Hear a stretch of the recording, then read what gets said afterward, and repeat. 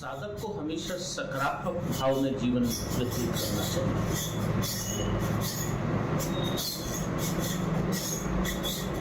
सकारात्मक दृष्टिकोण होना चाहिए अपने जीवन की शैली में, अपने पथ में, अपने साधना में, जीवन में।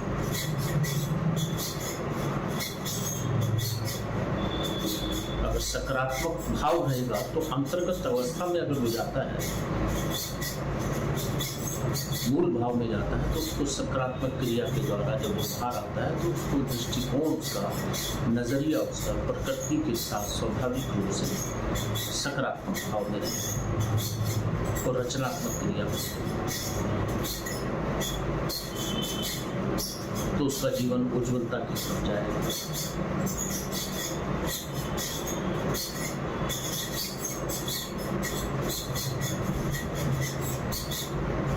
नेगेटिविटी अपने जीवन में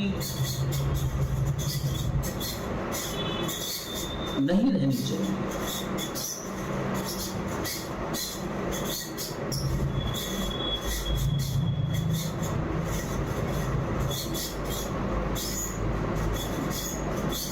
अगर नेगेटिविटी हमारे मानसिक भाव में रहती है तो निश्चित रूप से वो हमारे अंतर्मन में जाकर स्थापित होती ही है।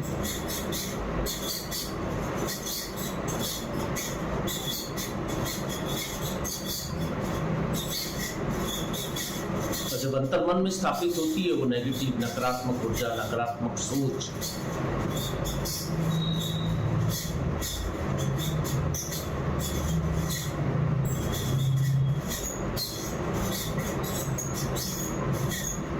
तो हमें एक पल भी अपने जीवन में आगे नहीं बढ़ने देती है।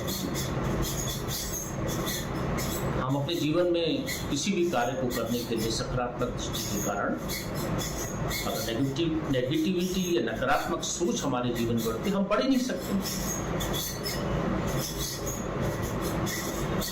क्योंकि बार बार वो खंड में आकर हमें टुकड़े टुकड़े कर देगी।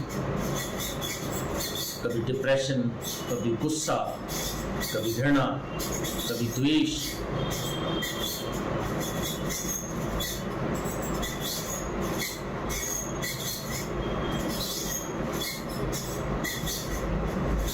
ये चीजें हमारे जीवन में आती नहीं।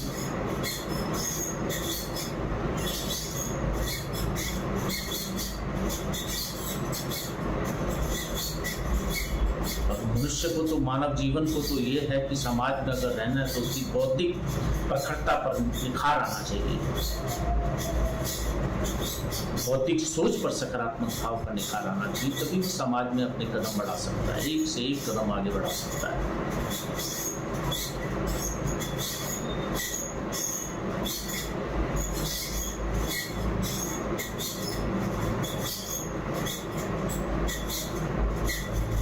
हमारे शरीर में दोनों शक्तियों का वास होता है, सकारात्मक और नकारात्मक।